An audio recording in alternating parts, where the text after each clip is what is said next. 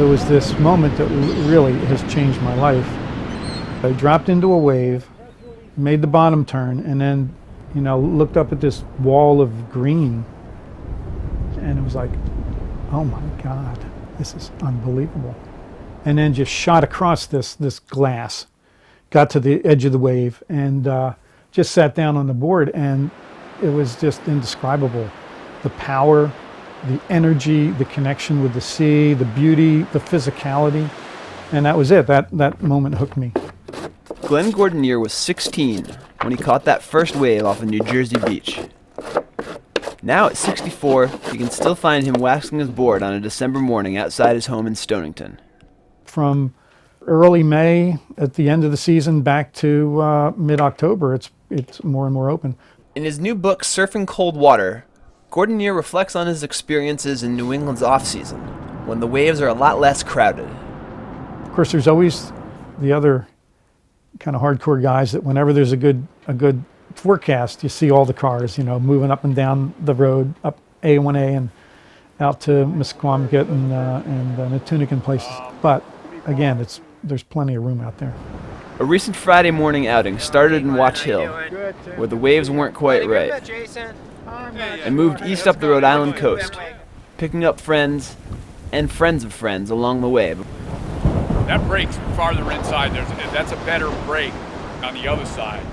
The group didn't like what they saw at the Charlestown Breachway. Yeah, I'm not sure on a 9-foot. So they moved on to Narragansett Town Beach. It was definitely not the wave of choice. Yeah.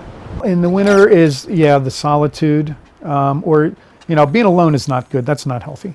But, just a couple friends or a couple guys that you don't even know, and you're sharing this great session that's beautiful. The sun's out.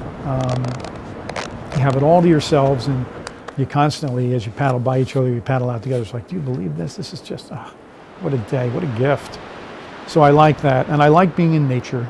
I like the challenge. Every wave, is its own little challenge. For me, it really boils down to racing across the face of that wave.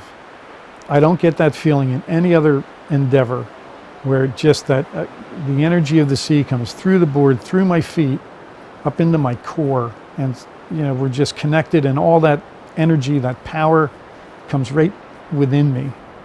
I think that's what we all look for. That's why we all put up with what we do, is that moment where you're just locked right in there and you're together with the sea. I'll keep doing it as long as the genes hold up. I thank my bloodline that at 64 I can take on hurricane swell.